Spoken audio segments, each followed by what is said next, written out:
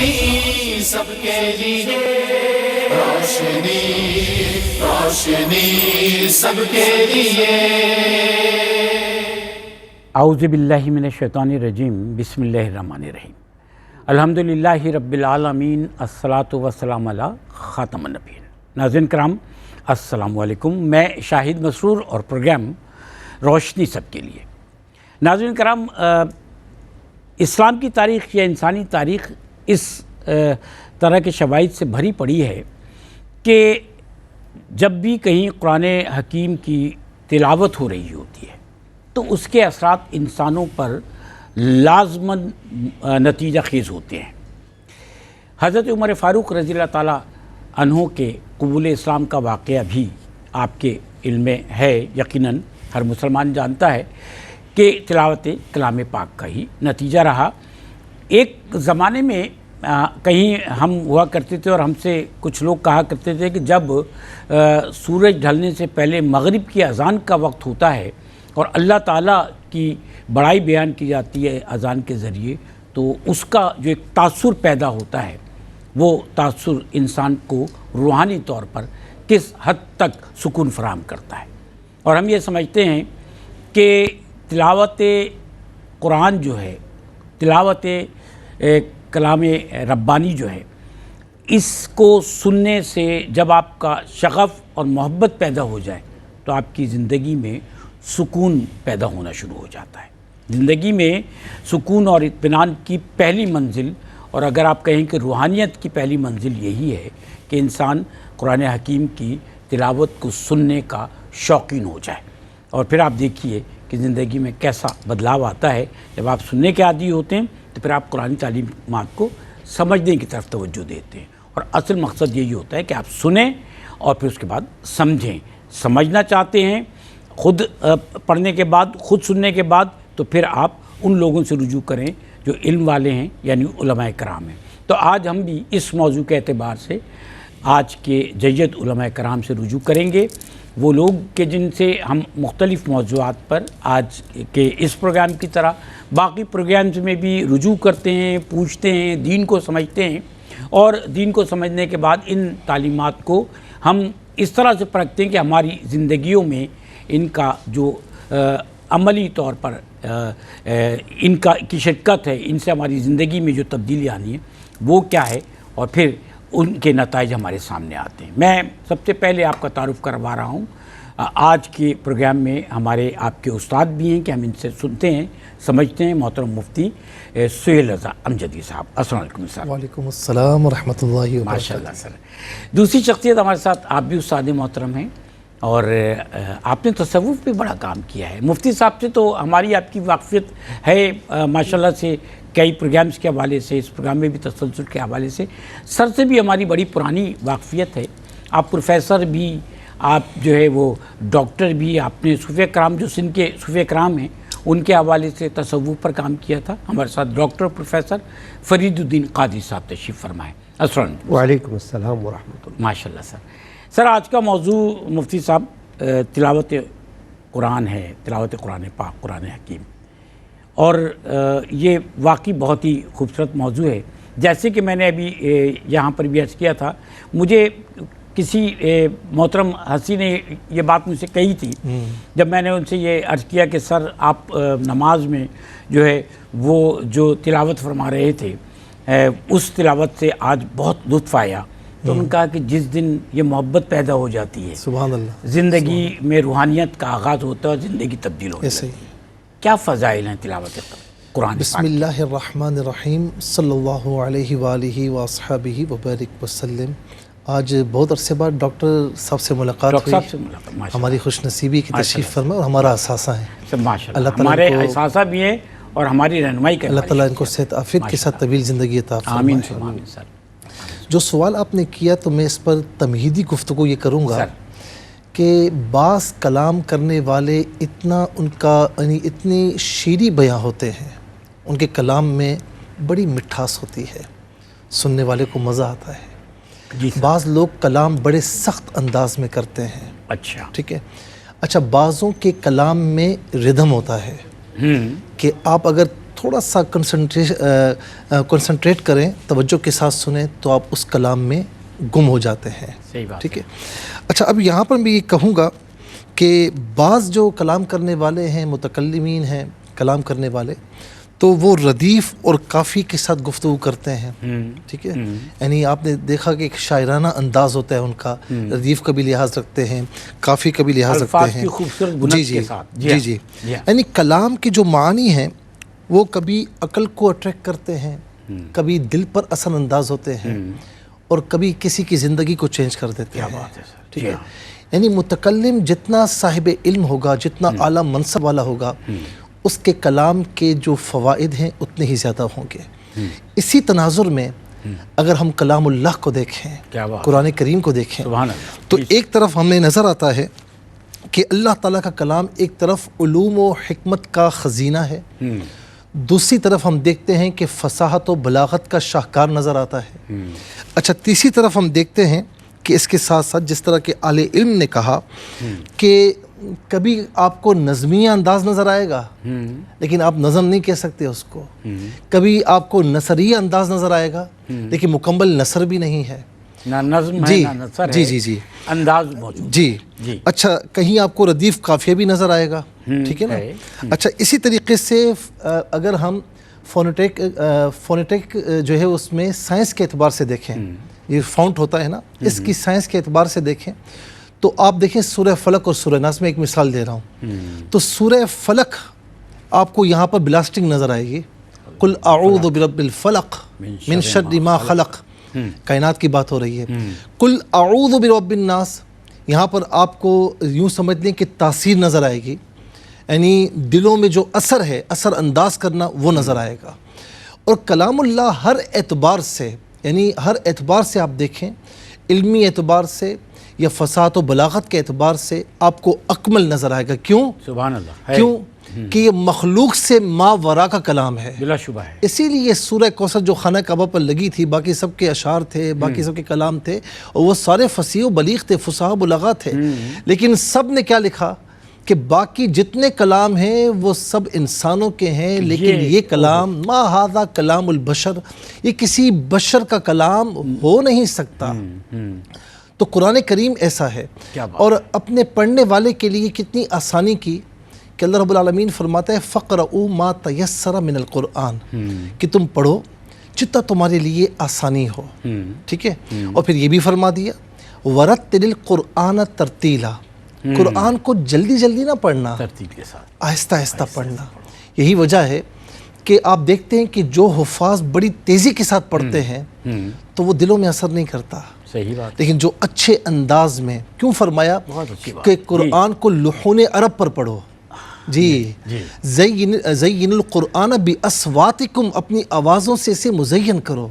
تو آپ نے دیکھا نہیں کہ جب قرآن پڑھنے والا اچھے طریقے سے قرآن پڑھ رہا ہوتا ہے تو سننے والے کو اگرچہ عربی سمجھ میں نہیں آتی لیکن اثر ہو رہا، لیکن اس کے باوجود جہاں جنت کا ذکر ہوتا ہے تو وہاں مومن کا دل خوش ہو جاتا ہے. جہاں جہنم کا ذکر ہوگا تو آپ نے لوگوں کی آنکھوں سے آنسو بھی روا دیکھے ہوں گے. یہ قرآن کا اثر ہے، قرآن کی تاثیر ہے. اس لیے نبی صلی اللہ علیہ وسلم فرماتے ہیں کہ خیرکم من تعلم القرآن وعلمہ، تم میں سے بہترین وہ ہے کہ جو قرآن سیکھے اور سکھائے. اور یہ کیوں فرمایا؟ یہ بڑی عجیب و غریب بات ہے. صحابہ کہتے ہیں کہ ہم صفحہ پر بیٹھے ہوئے تھے تو آقا علیہ السلام تشریف لائے اور فرمایا کہ تم میں سے کوئی چاہتا ہے کہ دو بڑے کوہان والی اونٹنیاں، یہ دو اونٹنیاں کیوں کہا؟ کیوں فرمایا؟ کہ اس لیے کہ وہ اس دور میں ایلیٹ سواری تھی. جیسا آج کل کے دور میں آپ مہنگی سے مہنگی کار کا نام لے لیں، اس زمانے میں جی اگر آپ کہیں کہ جی کسی کو آپ میں سے کس کو فلاں کار چاہیے تو کون ہوگا جو کہے گا نہیں چاہیے. اور فرمایا کہ اس میں سوار ہو کر وادی بطحان یا عقیق جائے، یعنی سیر و تفریح کے لیے جائے. عرض کی یا رسول اللہ ہم میں سے ہر ایک کی تمنا ہے. تو فرمایا کہ جو مسجد میں جا کر یا ویسے ہی قرآن کی 2 آیتیں تلاوت کرے نا، وہ 2 بڑے جو ہے کوہان والی اونٹنیوں سے بہتر ہے. 3 آیتیں تلاوت کرے تو 3 سے بہتر، 4 آیات تلاوت کرے تو 4 سے بہتر. اور پھر اس کے بعد نبی صلی اللہ تعالیٰ علیہ وسلم نے ایک بات اور فرمایا کہ لا تجعلوا بیوتکم مقابرہ، اپنے گھروں کو قبرستان نہ بناؤ. اور خاص طور پر یہاں پر سورہ بقرہ کا ذکر فرمایا کہ اس کی تلاوت کیا کرو, اپنے گھروں کو قبرستان نہ بناؤ. اور میں ایک روایت پیش کر رہا ہوں کہ ان البیت الذی لا یتلی فیہ کتاب اللہ قل خیر ضاق اہلہ خرجت منہ الملائکہ وحضرت الشیاطین. فرمایا کہ جس گھر میں قرآن کی تلاوت نہیں کی جاتی تو کچھ نحوستیں داخل ہو جاتی ہیں. نمبر 1 خیر اور برکتیں کم ہو جاتی ہیں. نمبر 2 آپس میں گھر والوں کے دل تنگ ہو جاتے ہیں. نمبر 3 ملائکہ وہاں سے نکل جاتے ہیں. نمبر 4 شیاطین جمع ہو جاتے ہیں. تو جس گھر میں قرآن کی تلاوت ہوگی تو کیا ہوگا؟ خیر اور برکتوں کا دور دورہ ہوگا.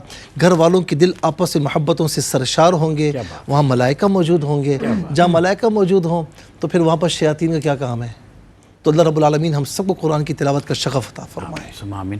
سر ایک وقفے پہ جانا چاہتے ہیں, پھر انشاءاللہ حاضر ہوتے ہیں اور تلاوت قرآن حکیم کے موضوع پر انشاءاللہ گفتگو کریں گے. ہمارے ساتھ رہیے.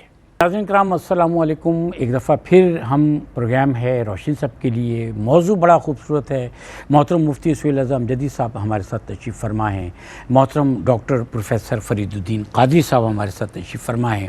تلاوت قرآن حکیم آج کا موضوع ہے اور اتنا خوبصورت موضوع ہے کہ جیسے جیسے اس موضوع کا میں بھی تذکرہ کرتا ہوں تو میرے ذہن میں قرآن حکیم کی مختلف آیات کی تلاوت اور اس تلاوت کو سننے کے مختلف مواقع جو ہیں وہ میرے ذہن میں جو ہے ان کی جو ہے ریپیٹیشن ہونا شروع ہو جاتی ہے.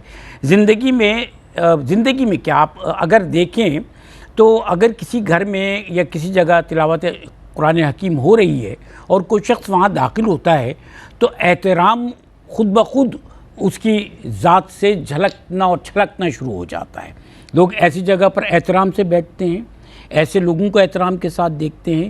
ایسے گھروں میں جیسے کہ مفتی صاحب نے فرمایا تھا کہ لوگوں کے دلوں میں جو ہے محبتیں پیدا ہوتی ہیں, ایسے گھروں میں رزق کی فراوانی ہوتی ہے اور شیاطین کا کوئی کام نہیں ہوتا اور جو مبارک فرشتے ہیں ان کی آماجگاہ ہوتی ہے ایسے گھروں میں. سر جب قرآن حکیم کو ڈاکٹر صاحب ہم جیسے ہی کھولتے ہیں تو سب سے پہلے ہمارے سامنے سورہ فاتحہ آتی ہے. اس کے فضائل بیان فرمائیے. بسم اللہ الرحمن الرحیم. الحمد لرب ہوا شافی لسقیمی والشکر لمن ارحم من کل رحیمی.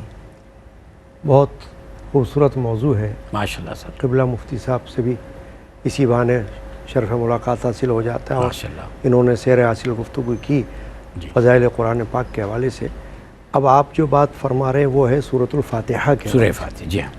اور یہ جیسا کہ آپ نے خود ابھی فرمایا کہ قرآن مجید کو ہم کھولیں تو پہلی نظر جس پر پڑتی ہے وہ سورۃ الفاتحہ ہے.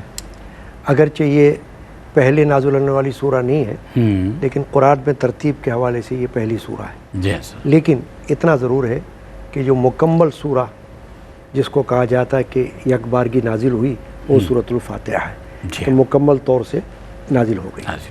اب جب اس کے فضائل پر ہم نظر ڈالتے ہیں تو آپ دیکھیں ابھی حضرت مفتی صاحب نے ایک بات فرمائی تھی فقرؤ ما تیسر من القرآن کہ اللہ کا ارشاد یہ ہے کہ قرآن میں سے جہاں سے آسان ہو پڑھ لو. صحیح. اب یہ نماز میں بھی ہے اور ویسے بھی پڑھ لو. لیکن سورۃ الفاتحہ کے فضائل میں یہ بات ہمیں ملتی ہے کہ اس کے بارے میں خاص حدیث آئی جو کسی اور سورہ کے بارے میں نہیں آئی. وہ یہ آئی کہ لا صلاۃ الا بفاتحۃ الکتاب کہ نماز نہیں ہے مگر یہ کہ سورہ فاتحہ نہ پڑھی جائے. اب اس کے لیے حضرت امام اعظم ابو حنیفہ رضی اللہ تعالیٰ عنہ نے فرمایا کہ اس سے مراد یہ ہے کہ نماز کامل نہیں ہوگی جب تک سورہ فاتحہ نہ پڑھی جائے اور سورہ فاتحہ کا وجود نماز میں ثابت ہو جاتا ہے اس حدیث پاک کی روشنی میں کہ فضیلت ثابت ہو جاتی ہے کہ کتنی عظیم سورہ ہے. پھر آپ یہ بھی دیکھیں کہ سورۃ الفاتحہ ایک ایسی سورہ ہے کہ جس کے اندر بیک وقت اللہ کی حمد و ثنا ہے. شروع میں الحمدللہ رب العالمین شکر ہے اللہ کا, تعریف پہلے اللہ تعالیٰ کی بڑائی بیان ہے, بڑائی بیان, پھر تعلق بیان شروع ہی اللہ کی تعریف سے ہو رہا ہے. جی ہاں. پھر اس کے بعد اللہ کی صفاتی نام اس میں آ جاتے ہیں الرحمن الرحیم. جی ٹھیک ہے نا. پھر اس کے بعد اس کے اندر آپ دیکھیں کہ استعانت کا ذکر ہے, عبادت کا ذکر ہے, ایاک نعبد و ایاک نستعین.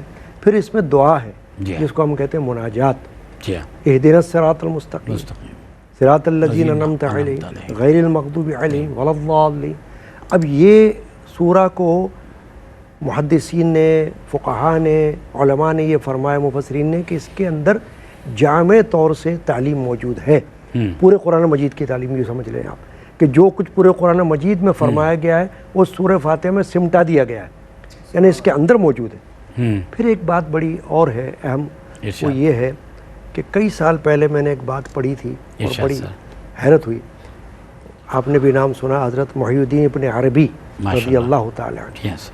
انہوں نے اپنی کتاب فصوص الحکم میں یہ بات بیان کی، اپنا واقعہ، کہ ایک عمر رسیدہ اللہ والی عورت تھی، میں اس کے پاس جا کر بیٹھا کرتا تھا. وہ سورہ فاتحہ کی عامل تھی. اچھا. یعنی اس نے سورہ فاتحہ میں ایسا کمال حاصل کر لیا تھا کہ وہ اس کی عامل تھی. تو انہوں نے فرمایا کہ میں بیٹھا ہوا تو اس کے پاس تو ایک عورت آئی اور اس نے کہا کہ مائی صاحبہ میرا شوہر مجھ سے ناراض ہو کے چلا گیا ہوا ہے، اچھا آپ کوئی ایسی دعا کر دیجئے کہ وہ واپس آ جائے، راضی ہو جائے مجھ سے. تو آپ فرماتے ہیں کہ اس نے یہ کہا، اس اللہ والی عورت نے، مائی صاحبہ نے، اے سورہ فاتحہ جا اس کے شوہر کو لے آ. تو یہ فرماتے ہیں کہ اتنی دیر میں کہ جتنی دیر میں وہ جہاں سے آ سکتا تھا وہ آ گیا. اتنی دیر لگی کہ جہاں سے وہ آ سکتا تھا وہ آ گیا. یہ بات سن کر بڑی حیرت ہوتی ہے کہ سورہ فاتحہ کے اندر یہ اثرات آپ دیکھیں. آپ سر ہر مسئلے کا حل ہے نا، سورہ شفا بھی ہے نا یہ. پھر اس کے یہ کہ اس کے اندر صرف سورہ فاتحہ اس کا ایک نام ہی نہیں بلکہ اس کے کئی اور نام. جی سر. 7 مثانی نام ہے اور ایک بہت بڑا نام اس کا ہے سورہ شفا. جی ہاں سر. اچھا، اور شفا میں آپ یہ دیکھیں کہ صرف جسمانی ہی نہیں، روحانی اور جسمانی دونوں شفا اس کے اندر ہے. جی. کیوں کہ اگر کوئی جسمانی مرض ہو تب بھی اگر آپ اس سورہ فاتحہ کو پڑھیں، خود حدیث پاک میں ہے کہ سورہ فاتحہ میں تمام بیماریوں کے لیے شفا ہے سوائے موت کے. ٹھیک ہے. پھر اس کے علاوہ روحانی شفا تو یہ ہے کہ جس کو روحانی امراض ہوتے ہیں اندر، جس کو تصوف میں ہم کہتے ہیں بہت سے روحانی رذائل وغیرہ، اس کے لیے بھی سورہ فاتحہ کا ورد کیا جائے تو اس میں فائدہ ہوتا ہے. تو سورہ شفا ہے یہ سورۃ الفاتحہ. حدیث پاک میں نبی کریم رؤوف الرحیم صلی اللہ علیہ وسلم نے یہ ارشاد فرمایا کہ اس سورت کی مثال نہ تورات میں ہے، نہ زبور میں ہے، نہ انجیل میں ہے، خود قرآن میں بھی نہیں ہے. فرمایا اس کی مثل یہ اپنی مثل آپ ہے کہ اس کی مثال قرآن میں بھی ایسی نہیں ہے جیسی یہ سورہ ہے، کوئی اور سورہ اس کی مثال نہیں ہے. تو اس سے اندازہ آپ لگا سکتے ہیں کہ اس سورہ فاتحہ، پھر آپ دیکھیں جس طرح ہم کہتے ہیں کہ دنیا میں سب سے زیادہ پڑھی جانے والی کتاب قرآن پاک ہے، اسی طرح ہم یہ کہہ سکتے ہیں کہ سب سے زیادہ پڑھی جانے والی سورہ فاتحہ بلا شبہ. دیکھیں نماز کی ہر رکعت میں پڑھی جا رہی ہے. جی ہاں سر. اور وہ فرض ہو یا واجب ہو یا سنت ہو یا نفل ہو، سب میں سورہ فاتحہ موجود ہے. پھر اس کے علاوہ نماز کے علاوہ آپ کہیں چلے جاتے ہیں ایصال ثواب کی محفل میں تو وہاں فاتحہ شریف پڑھی جاتی ہے. ہر شخص اپنی زندگی میں سب سے زیادہ مزارات پر سورہ فاتحہ نسبتاً یہی سورہ پڑھتا ہے. اور آخر میں کسی محفل میں سورہ فاتحہ. جی ہاں سر. تو اس کا مطلب یہ ہے کہ اس سورہ کو اللہ نے وہ شرف بخشا ہوا ہے کہ یہ بچے کی زبان پر موجود ہے. ماشاءاللہ، کیا بات ہے سر. سر اسی طرح اور بھی قرآن حکیم کی بہت ساری صورتیں ہیں. مختلف مواقع پر پڑھی جانے والی سورہ یاسین، اس کے مختلف وہ ہم آپ ہی سے جانیں گے سر. مختلف مواقع پر ہم دیکھ کر لوگ پڑھ رہے ہوتے ہیں، کوئی مریض ہے، کوئی قرب المرگ ہے، اس کے علاوہ بھی برکتوں کے لیے فضائل کیا کیا ہیں اس کے؟ دیکھیں ڈاکٹر صاحب نے بڑے خوبصورت انداز میں سورہ فاتحہ کی فضیلت بیان فرمائی. اچھا، جہاں تک سورہ یاسین کا تعلق ہے تو ترمذی کی ایک حدیث پاک ہے جس کی راوی حضرت انس رضی اللہ تعالی عنہ ہے. وہ فرماتے ہیں کہ ہر چیز کا قلب ہوتا ہے اور قرآن کا جو قلب ہے وہ سورہ یاسین ہے. صحیح. اور جس نے اسے ایک مرتبہ پڑھا تو یہ بھی فرمایا کہ اسے 10 بار قرآن کریم پڑھنے کا ثواب ملتا ہے. کیا بات ہے، ماشاءاللہ. اچھا، اب یہاں پر جو قلب کہا گیا نا، تو یاد رکھیں کہ جسم کی جو اصل ہے وہ قلب ہے. بلا شبہ ہے. اگر کسی انسان کا جو دل ہے وہ کام نہ وہ حرکت کرنا بند کر دے، ایکٹیو ہونا بند کر دے، تو وہ پھر بلا شبہ آپ کو پتہ ہے ڈیڈ ہو جاتا ہے. جی. اچھا، یہاں پر قلب سے مراد جسم یعنی گوشت کا لوتھڑا نہیں ہے، یعنی اس کے جو اصل ہونے کا بیان ہے وہ ہے. جیسے حدیث پاک ہے کہ بے شک جسم میں گوشت کا لوتھڑا ہے، اور فرمایا کہ اگر وہ صحیح ہے تو پورا جسم صحیح ہے، اور وہ اگر فساد پر ہے تو پھر پورا جسم جو ہے وہ اسی کے پیچھے ہے. فرمایا کہ الا وہی القلب، اور فرمایا کہ آگاہ رہو کہ وہ دل ہے. اچھا سورہ یاسین کو جو قرآن کا دل کہا گیا نا، دیکھیں ہر سورت کے اپنے اپنے فضائل ہیں.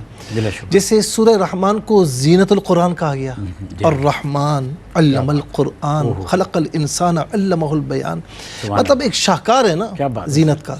تو اسی طریقے سے سورہ یاسین کو قلب القرآن کیوں کہا گیا؟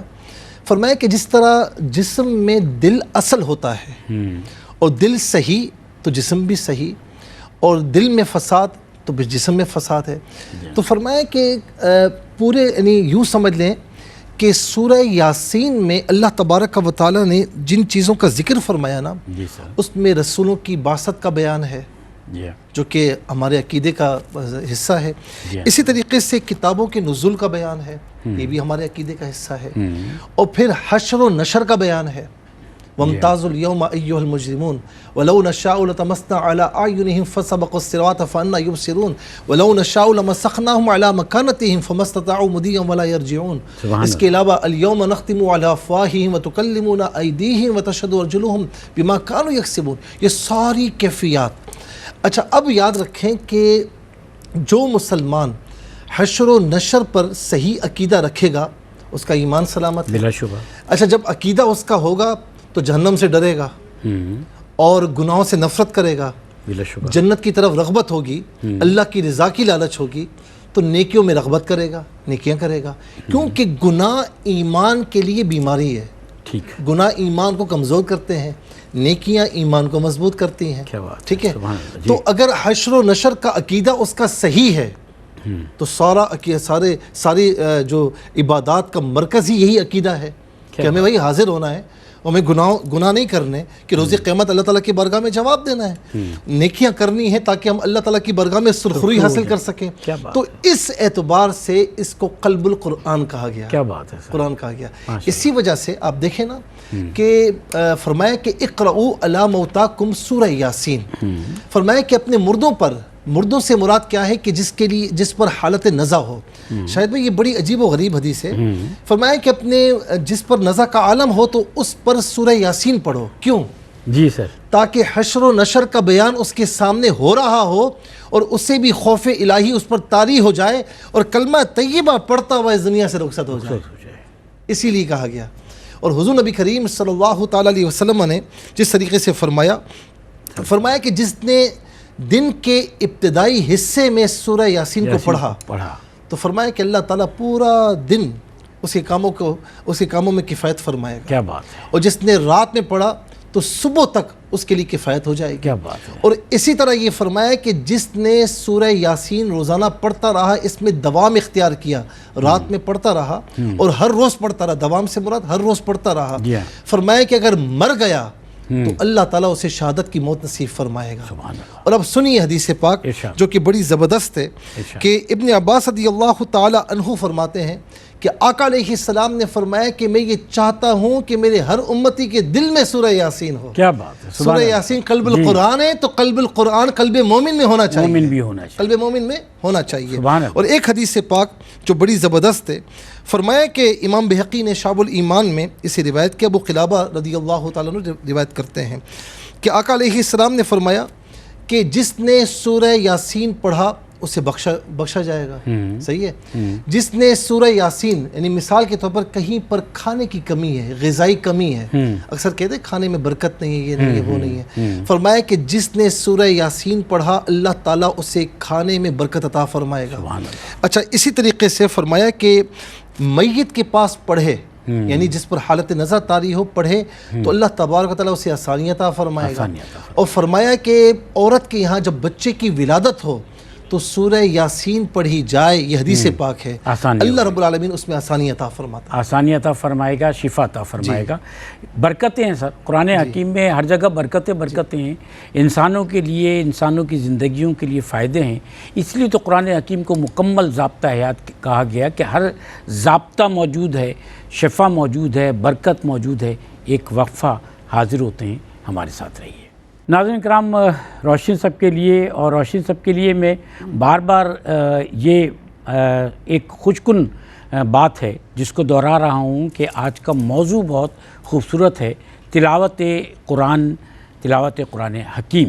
اور قرآن حکیم کی اکملیت اور کاملیت یہی ہے کہ قرآن حکیم میں اطمینان ہے، سکون ہے، رزق اللہ تعالیٰ جو ہے انسان کا بڑھا دیتا ہے. اس کی برکتوں سے انسان کے لیے شفا ہے، اس میں انسان کے لیے وہ راستہ ہے جو انسان کی آخرت کو سنوار دیتا ہے، زندگی بنا دیتا ہے. فرشتے جو ہیں ان کا اور اللہ تعالیٰ کا قرب حاصل ہوتا ہے. آپ صلی اللہ علیہ وسلم کی محبت انسان کے اندر معجزن ہوتی ہے. قرآن حکیم کے فضائل پر ہم نے گفتگو کی. محترم مفتی سہیل اعظم جدید صاحب سے میں ایک اور قرآن حکیم کی نسبت سے اس کے فضائل میں سے سر میں ڈاکٹر صاحب آپ سے جاننا چاہوں گا. قرآن حکیم جو ہے اس میں کہا یہ جاتا ہے کہ جو سورہ کہف کا سننے والا ہے وہ دجال کے فتنوں سے دور رہتا ہے، محفوظ رہتا ہے. کیا اس بات میں حقیقت ہے؟ جی دیکھیے، ایک تو بات یہ ہے کہ قرآن مجید کی جتنی صورتیں ہیں سب کے اپنے اپنے فضائل ہیں، جی سر. خصوصیات ہیں. جی سر. ہر گلیرا رنگ و بوئے دیگر است. سورۃ الکہف میں کئی فضائل ہیں سر. ان میں سے ایک یہ بھی ہے سر جس کی طرف آپ اشارہ کر کہ رہے ہیں، دجال کے فتنے سے دور فتنہ رہتا ہے دجال سننے سے والا. محفوظ. جی سننے سر. والا، پڑھنے پڑھنے والا. والا. جی ہاں. وہ یوں ہے کہ حدیث پاک میں صحیح مسلم شریف کی جی حدیث سر. ہے اور بھی دیگر کتب سیاہ ستہ کی جو ہے ان میں بات موجود ہے اور 2-3 طرق سے ہے. جی سر. اور وہ یہ ہے کہ جو سورۃ الکہف کی ابتدائی 10 آیات کی تلاوت کرے جی سر. وہ دجال کے فتنے سے محفوظ رہے گا اپنے اچھا. وقت میں. ٹھیک ہے. دوسری یہ ہے کہ جو سورۃ الکہف کی آخری 10 آیات تلاوت کرے، یعنی حدیث میں یہ بھی ہے کہ پہلی 10 آیات اور یہ بھی ہے کہ آخری 10 آیات تلاوت کرے تو وہ فتنہ دجال سے محفوظ رہے گا. اور یہ بھی ہے کہ جب کبھی کسی کو دجال کا سامنا ہو گیا اور اس وقت وہ سورہ کہف پڑھ دے تو اس کے فتنے سے محفوظ رہے گا. سبحان اللہ. تو یہ بھی حدیث پاک میں موجود ہے یہ بات. اس سے یہ معلوم ہوتا ہے کہ سورۃ الکہف کو اللہ تبارک و تعالیٰ نے یہ ایک خاص شرف عطا فرمایا. فضائل تو اپنی جگہ اور بھی ہوتے ہیں. اب سورہ فضائل حضرت امام المفسرین والمحدثین شاہ ولی اللہ رحمۃ اللہ تعالیٰ علیہ نے اپنی تفسیر میں خواص میں سے یہ بات ذکر فرمائی ہے کہ جو شخص رات کو اس کو لکھ کر اپنے گھر میں رکھ دے تو وہ امان میں رہے گا. اچھا. امن میں رہے گا، امان میں رہے گا، چوری وغیرہ اس سے محفوظ رہے گا. اور دوسری بات ہے کہ قرض کی دوری کے لیے بھی اس کی فضیلت ہے کہ اس کو پڑھے تو اس سے محفوظ رہے گا. قرض سے چھٹکارا. قرض سے چھٹکارا. اچھا. قرض کی ادائیگی جی اس جی کے ہو لیے جائے گی. سورۃ الکہف. جی جی. اب دیکھیں نا، کیونکہ اس کے اندر ایسا عظیم الشان واقعہ ہے. وہ غار اصحاب کہف کا، کہف کے معنی ہی غار ہے. 309 برس تک وہ غار میں سوتے رہے. جی. صاحب ایمان تھے اور ان کو کہا جاتا ہے کہ بنی اسرائیل کے اولیاء ہیں، اولیاء کرام تھے بنی اسرائیل. جی. تو ایسا عظیم الشان واقعہ اس کے اندر موجود ہے. تو اس کے فضائل بھی اللہ تبارک و تعالیٰ نے ایسے ہی بیان فرمائے. چنانچہ جو بات آپ نے کہی ہے وہ یہ درست حدیث کی روح سے ہے. اور اس میں جیسے میں نے بتایا کہ 2-3 باتیں ہیں. پہلی آیات کی بھی حوالے سے ہیں، دوسری آیت کے حوالے سے. پھر ایک اور بھی روایت ملتی ہے کہ 3 آیات شریفہ اگر کوئی پڑھ دے تو بھی فتنہ دجال سے محفوظ رہے گا.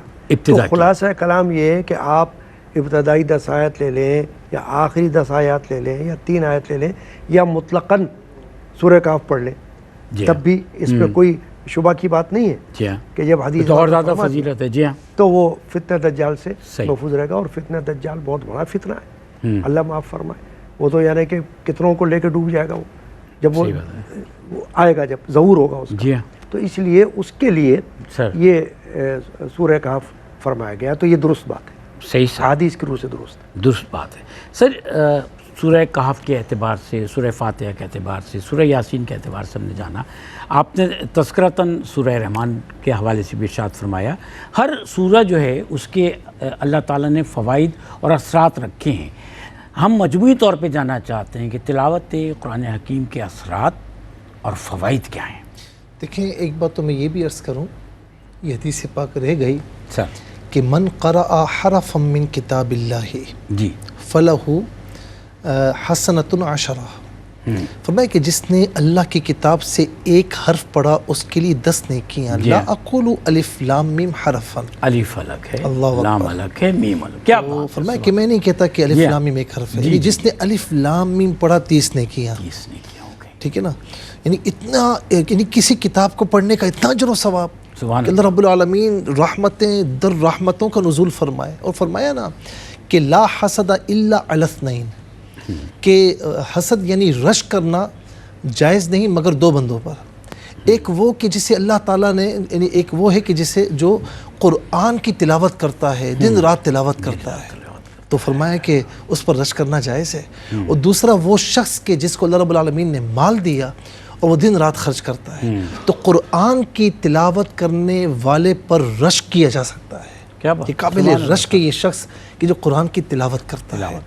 اب آئیے اس کے فوائد جو ہیں، یعنی بعض فوائد اس کے روحانی بھی ہیں اثرات، اور اس کے مادی یا جسمانی کہہ لیجئے یہ بھی اس کے اثرات ہیں. مثال کے طور پر اگر ہم اثرات روحانی پر گفتگو کریں تو یہ دلوں کے زنگ کو، دلوں کے میل کو دور کرتا ہے. ٹھیک ہے، جیسے مثال کے طور پر حدیث پاک ہے، فرمایا کہ دلوں کو زنگ لگ جاتا ہے. عرض کی یا رسول اللہ دلوں کو بھی زنگ لگ جاتا ہے؟ فرمایا ہاں. تو عرض کی یا رسول اللہ لوہے کو زنگ لگتا ہے تو ہم اسے سیکل کرتے ہیں، اسے صاف کر لیتے ہیں. دلوں کے زنگ کو کیسے صاف کیا جائے؟ فرمایا تلاوت القرآن، اور فرمایا کہ قرآن کی تلاوت کرو اور موت کو یاد رکھو تو دلوں کا زنگ دور ہو جائے گا. دوسرا الا بذکر اللہ تطمئن القلوب، یہ دلوں کا جو چین ہے نا وہ اللہ کے ذکر میں ہے. قرآن کی تلاوت سب سے بڑھ کر اللہ تعالیٰ کا ذکر ہے. اور پھر یہ بھی فرمایا کہ الذین اذا ذکر اللہ وجلت قلوبہم واذا تلیت علیہم آیاتہ زادتہم ایمانا، یہی وہ قرآن ہے کہ جب اسے پڑھا جائے تو دل دہل جاتے ہیں، دل پر یہ اثر انداز ہوتا ہے اور ایمان میں زیادتی ہوتی ہے، یعنی ایمان تر و تازہ ہو جاتا ہے. اور اس کے علاوہ اس کو پڑھنے سے اللہ تعالیٰ کا قرب حاصل ہوتا ہے. ٹھیک ہے نا. تو یہ تو روحانی اس کی لذتیں بھی ہیں، روحانی فوائد بھی ہیں. اور پھر میں یہاں پر ایک بات اور بھی عرض کروں گا کہ یہ قرآن کی تلاوت اتنا اہم ہے کہ یتلو علیہم آیاتہ، حضور نبی کریم صلی اللہ تعالی علیہ وسلم یعنی جو آپ کی نبوت و رسالت کے مقاصد بیان کیے جا رہے ہیں ان میں سے ایک اہم مشن، ایک اہم مقصد یتلو علیہم آیاتہ، اور کئی مقامات پر آیاتی کا ہے کہ جو ان پر تیری قرآن کی آیات کو تلاوت فرمائے گا. یہاں اچھا قاری پڑھ لے، اچھا قاری پڑھ لے تو لوگ اش کر اٹھتے ہیں.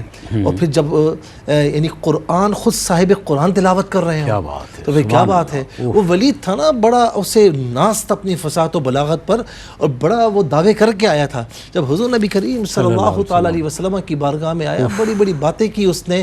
آقا علیہ السلام نے سورہ حامیم السجدہ پڑھنا شروع کی، اس کا دل دہل گیا، اور واپسی میں وہ بدحواس ایک شخص کی طرح تھا کہ جو پہچاننے میں نہیں آ رہا تھا کہ یہ وہی ولید ہے، کیونکہ وہ قرآن سن کر آ رہا ہے.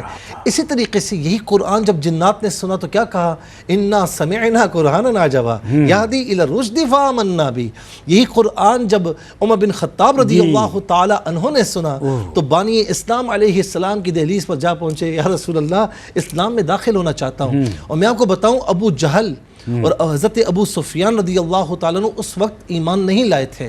اور اخنس بن شریک، یہ میں اتنا بتا دوں، میں اس کی ڈیٹیل میں نہیں جاؤں گا، یہ پورا دن قرآن کے بارے میں کہتے تھے کہ جادو ہے، یہ کسی کی کہانت ہے، یہ تو اشعار ہیں، یہ وہ فلاں فلاں. لیکن رات میں آ کر چھپ کر جب میرے آقا علیہ السلام سین حرم میں تلاوت قرآن فرماتے تو یہ چھپ کر سنتے کہ اس تلاوت میں اتنا باکمال انداز ہوا کرتا تھا. تو یہ جو تلاوت قرآن کریم ہے نا، تو یہ غیر مسلموں پر اثر کر سکتا ہے، تو یہ مسلمانوں کے دلوں پر اثر کیوں نہیں کرے گا. اور دوسرا اب اس کے جسمانی اور مادی فوائد کی طرف آ جائیں تو آپ یہ دیکھ لیں کہ مادی اور جسمانی اعتبار سے یعنی بیماریاں دور ہوتی ہیں. سورہ فاتحہ جس طرح حضرت نے فرمایا. اچھا سورہ رحمان مہلک امراض کے لیے. سورہ واقعہ یعنی حضرت عبداللہ ابن مسعود رضی اللہ تعالیٰ عنہ سے روایت ہے کہ اس سے جو ہے وہ رزق میں برکت ہوتی ہے. فرماتے ہیں نا کہ مجھے کسی اور چیز کی ضرورت ہی نہیں ہے. جب آپ کو دراہم پیش کیے گئے کہ آپ کی بچیاں ہیں، کچھ کام آ جائے گا، فرمایا نا میرے پاس ایسی چیز ہے، اپنی بچوں کو میں نے ایسی تعلیم دی ہے اس صورت کی کہ مجھے کسی چیز کی ضرورت ہی نہیں ہے. پھر اسی طرح گھروں میں برکتیں ہو جاتی ہیں مادی جسمانی اعتبار سے. اور پھر اس کے علاوہ میں یہاں پر ایک بات اور عرض کروں گا کہ ہم نے یہاں پر جو جتنی باتیں کی ہیں وہ قرآن کی تلاوت کے حوالے سے کی ہیں, ٹھیک ہے نا. تو اس کا مطلب ہرگز نہ سمجھا جائے کہ قرآن کو سمجھ کرنا پڑے. قرآن کی تلاوت کرنا بھی باعث ثواب ہے, اور قرآن کو سمجھ کر پڑھنا صرف باعث ثواب نہیں بلکہ سونے پر سہاگا ہے. کیا بات ہے سر, آپ کا میسج. اور میں چاہتا ہوں کہ آپ 1 منٹ میں 1-2 منٹ ہمارے پاس ہیں, ہمیں یہ بتا دیں کہ قرآن حکیم کی جو تلاوت ہے اس کے جو اثرات ہیں وہ کیا ہیں, یعنی انسان پر سکون قلب کے لیے اس کے حوالے سے بتائیے. جیسے کہ حضرت مفتی صاحب نے آیت شریفہ کا اس سے تلاوت کیا, الا بذکر اللہ تطمئن القلوب, اس سے یہ بالکل واضح ہو جاتا ہے کہ دل کا اطمینان. دیکھیے ایک ہوتا ہے نفس کی لذت, وہ تو آپ کو دنیا کی دوسری چیزوں میں مل سکتی ہے. جس کو ہم کہتے ہیں روح کا سکون, روحانی سکون, وہ اللہ کے ذکر میں ہے. اب اس کو ذکر کی کئی قسمیں ہیں. آپ قرآن مجید پڑھ رہے ہیں وہ بھی ذکر ہے, اس کا نام ہی الذکر ہے. لیکن آپ کوئی ذکر اللہ میں تسبیحات پڑھ رہے ہوں, تسبیح ہے, تحمید ہے, تحلیل ہے, تکبیر ہے, کچھ بھی پڑھ رہے ہوں جس کو آپ ذکر اللہ کی قسم میں سے سمجھتے ہیں, اس سے آپ کے دل کو اطمینان مل سکتا ہے, روح کو اطمینان مل سکتا ہے. تو اس میں تو کوئی شک و شبے کی بات ہی نہیں ہے. سرکار دو عالم صلی اللہ تعالی وسلم کے بارے میں حدیث پاک میں مشہور ہے یہ بات کہ آپ کو اگر کوئی فکر لاحق ہوتی تھی تو آپ نماز میں مشغول ہو جایا کرتے تھے. اب نماز بھی تو ذکر ہے نا, ذکر اللہ اس میں پڑھا جاتا ہے, وہ خود ذکر ہے. اسی طرح کوئی تسبیح پڑھے گا یا قرآن پڑھے گا یا کچھ بھی ایسی تلاوت میں سے پڑھے گا جو ذکر اذکار میں سے ہے, تو انشاءاللہ اس کو روحانی سکون میں سے ملے گا. قرآن حکیم جو ہے اس سے سکون, روحانی سکون بھی ملتا ہے, قلبی سکون بھی ملتا ہے, اور انسان کی زندگی میں آسانی پیدا ہوتی ہے. بالکل. بہت شکریہ محترم پروفیسر ڈاکٹر فرید الدین قادری صاحب, محترم مفتی سہیل رضا امجدی صاحب. ناظرین کرام, کئی باتیں آج ہم نے سیکھی ہیں. قرآن حکیم کی تلاوت اللہ تعالیٰ سے محبت کا اظہار ہے, اور قرآن حکیم کی تلاوت کا مقصد یہ ہے کہ قرآن حکیم کو پڑھا جائے, بہترین طریقے سے پڑھا جائے. اپنی آواز سے بندہ, انسان مومن قرآن حکیم کی تلاوت کرتا ہے تو اس کے الفاظ کو سجا دیتا ہے, پھر اس کو سمجھے اور سمجھنے کے بعد اس پر عمل کرے. یعنی قرآن حکیم اللہ تعالیٰ سے محبت کا اظہار اس لیے ہے کہ قرآن حکیم کو پڑھ کر, سمجھ کر جب انسان اللہ تعالیٰ کی ہدایات کے مطابق اپنی زندگی کو گزارتا ہے, اس کی مخلوق سے معاملات کو اللہ تعالیٰ کے قرآن حکیم میں موجود تعلیمات کے مطابق انجام دیتا ہے, اپنی زندگی کو قرآن حکیم کی تعلیمات کے مطابق انجام دیتا ہے, تو اللہ تعالیٰ سے اور اللہ تعالیٰ کے رسول صلی اللہ علیہ وسلم سے محبت کا کھل کر اظہار ہو جاتا ہے. اپنی دعاؤں میں یاد رکھیے گا. اللہ حافظ. روشنی سب کے لیے, روشنی روشنی سب کے لیے, روشنی روشنی سب کے لیے, روشنی روشنی سب کے لیے, روشنی روشنی سب کے لیے, روشنی